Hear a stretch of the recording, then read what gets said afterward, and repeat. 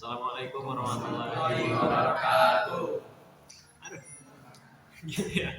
Oke, pada kesempatan kali ini saya dari kelompok kami ingin mempresentasikan chapter 14, modul 14.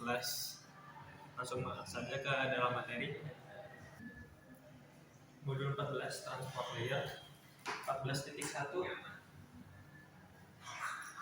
transportation of data. Tujuan belajar di sini memahami fungsi transport layer, mengetahui perbedaan TCP dan UDP, lalu memilih protokol yang sesuai dengan kebutuhan aplikasi.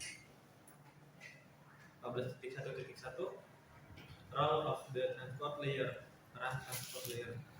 Transport layer adalah layer 4 pada model OSI yang bertugas mengirim data dari satu aplikasi ke aplikasi lain. Fungsinya di sini mengirim data antar host, memastikan data sampai ke aplikasi yang benar, lalu mengatur komunikasi antar perangkat.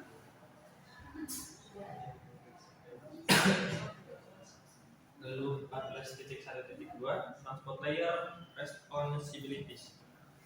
Tugas utama transport layer ini segmentation, jadi mana membagi data menjadi beberapa bagian atau segmen. Lalu assembly, menyusun kembali data di ketujuan. Lalu multiplexing, mengirim data dari banyak aplikasi secara bersamaan menggunakan port number. Lalu error recovery, untuk memastikan data diterima dengan benar dalam TCP. Lalu 14.1.3 yaitu transport layer protokol.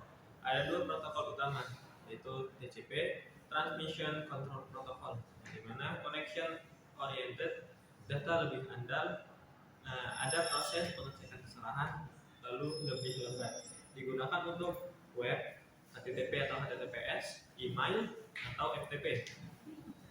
Lalu UDP, User Datagram Protocol, connection itu seperti connection yang lebih cepat, tidak menjamin data sampai, dan tidak ada transmission. Digunakan untuk video streaming, video call, online game atau DNS.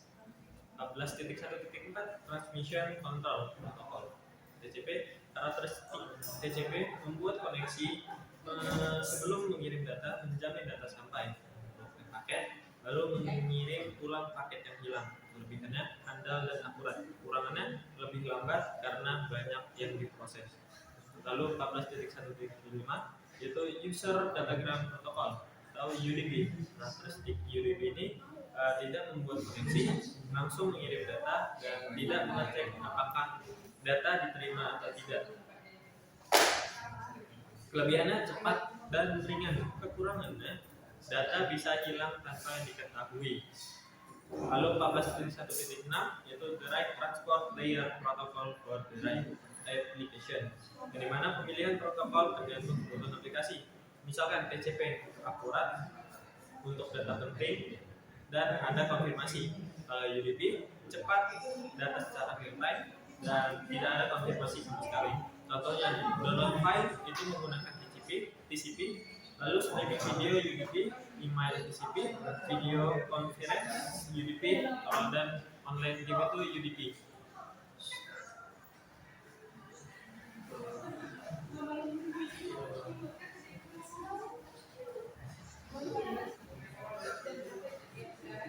Lalu ada TCP overview, yaitu adalah fitur-fitur TCP itu.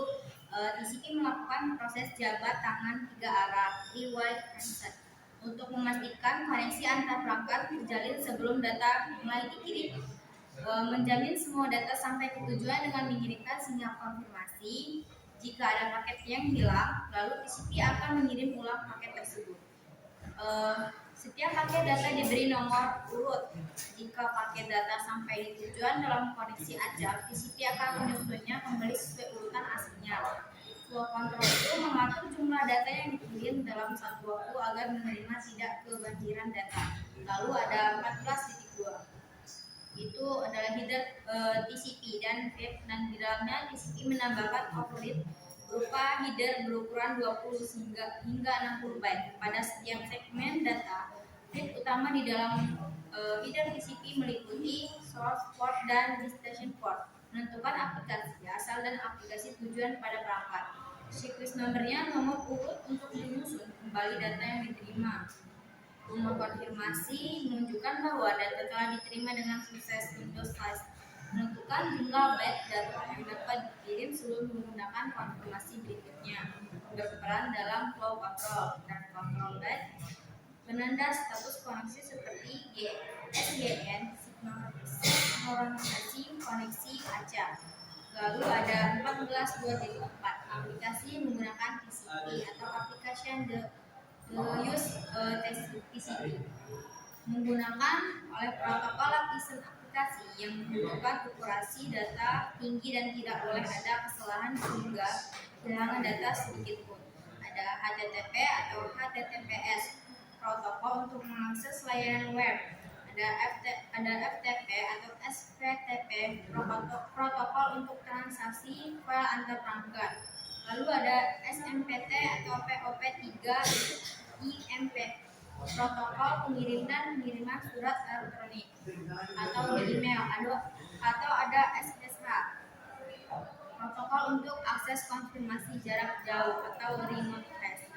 Lalu dilanjutkan lagi.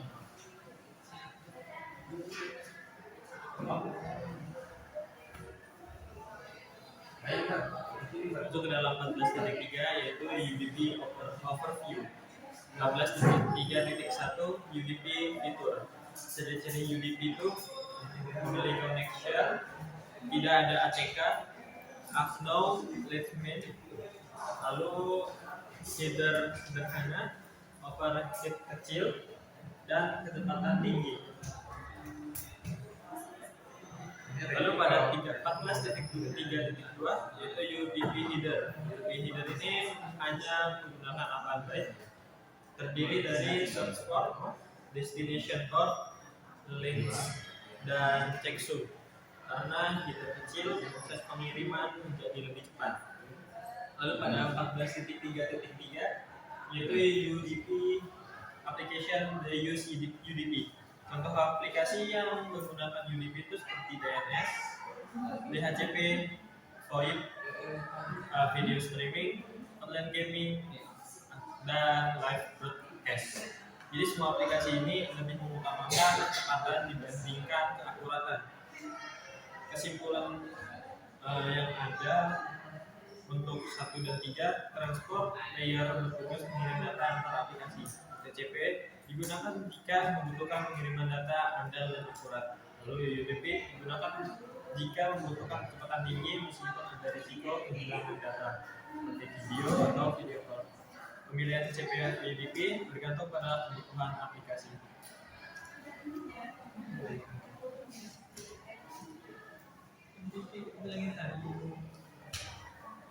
Lagi selanjutnya 14.4 port nomor yang memberikan layanan atau aplikasi di jaringan.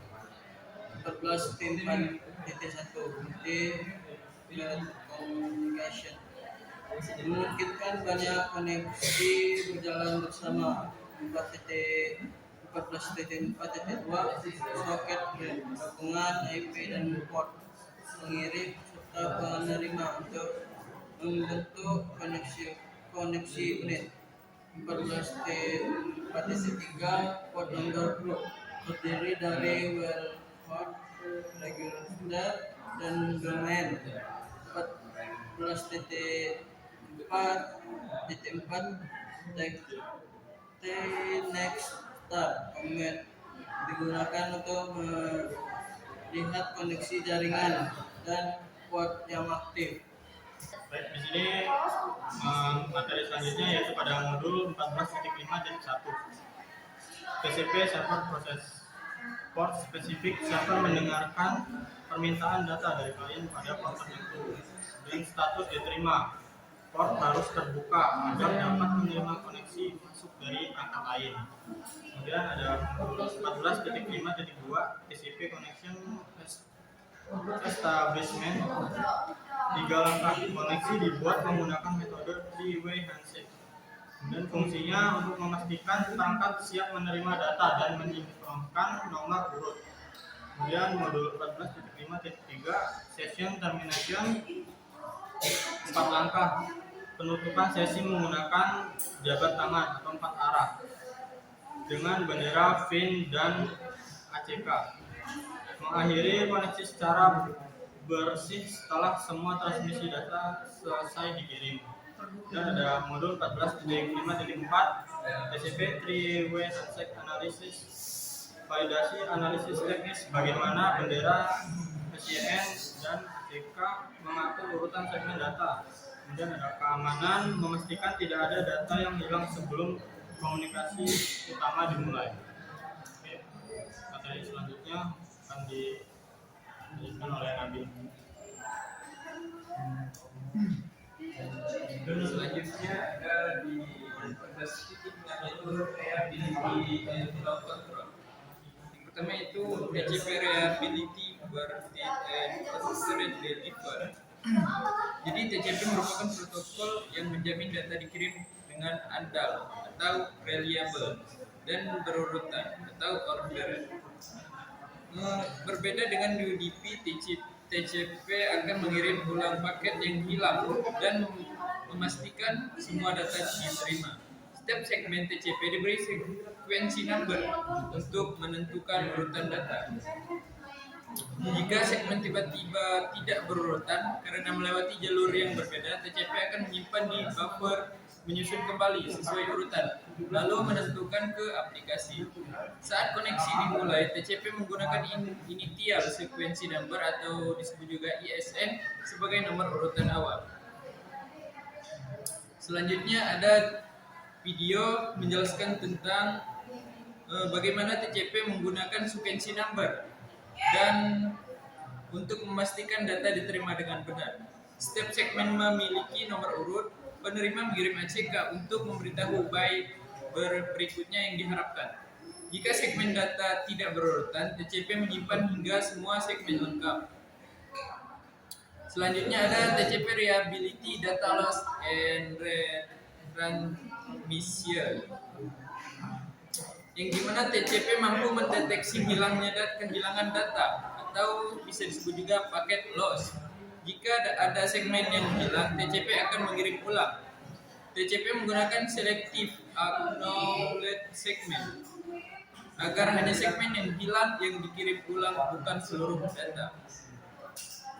Selanjutnya ada video kembali yaitu menjelaskan tentang mengirim segmen dan menjalankan timer. Jika penerima tidak mengirim ACK karena segmen hilang, timer akan habis. TCP kemudian mengirim ulang segmen yang hilang. Setelah ACK diterima, pengiriman data dilanjutkan hingga selesai. Selanjutnya ada di 14.6.5 yaitu TCP flow control, window size and TCP menggunakan flow control agar pengiriman tidak mengirim data melebihi kemampuan penerima. Mekanisme ini menggunakan window size. Setelah ACK diterima, setelah jendela pengiriman bergeser atau sliding windows, sehingga data berikutnya dapat dikirim. Selanjutnya ada TCP flow control, maximum segment size. Jadi maximum segment size adalah ukuran maksimum data dalam satu segmen TCP.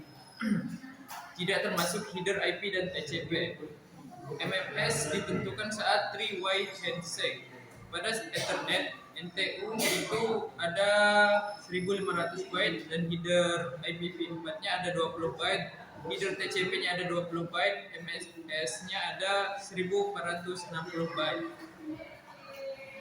TCP flow control. Congestion terjadi ketika jaringan terlalu padat sehingga paket dapat hilang. TCP mendeteksi kemacetan melalui keterlambatan atau tidak diterima ACK. Jika terjadi connection, TCP mengurangi jumlah data yang dikirim sebelum menerima ACK.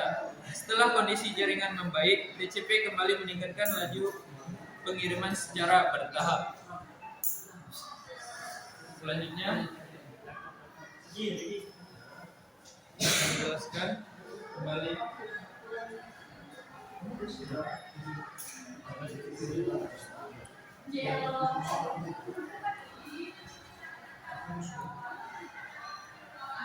Selanjutnya saya akan menjelaskan chapter 14 subbab 14.7.1 UDP Low Overhead versus Reliability. UDP merupakan protokol transport yang mengutamakan kecepatan dengan tidak membangun koneksi sebelum mengirim data. Karena memiliki header yang kecil dan tidak memerlukan mekanisme pengolahan koneksi, UDP menghasilkan overhead yang rendah sehingga cocok digunakan untuk aplikasi yang membutuhkan transmisi cepat. Meskipun kendalanya lebih rendah dibandingkan TCP. 14.7.2 UDP Datagram Reassembly. UDP tidak menggunakan nomor urut untuk melacak paket yang dikirim. Akibatnya, datagram dapat tiba dalam urutan yang berbeda dan UDP hanya menyusunnya sesuai urutan penerimaan tanpa melakukan pengurutan ulang. Jika urutan data penting, pengelolaannya menjadi tanggung jawab aplikasi. 14.7.3 UDP Server Processes and Requests. Server UDP menggunakan welcome atau register port number untuk menerima permintaan dari klien. Ketika datagram diterima pada suatu port, UDP langsung meneruskan data ke aplikasi yang sesuai berdasarkan nomor port tersebut. 14.7.4 UDP Client Processes. Kemudian UDP diawali oleh klien yang memilih source port secara dinamis, sedangkan destination port mengarah ke port layanan pada server. Selama komunikasi berlangsung, pasangan port tetap digunakan. Dan pada saat server mengirim balasan, nomor source dan destination port saling dipertukarkan agar data kembali ke klien yang benar.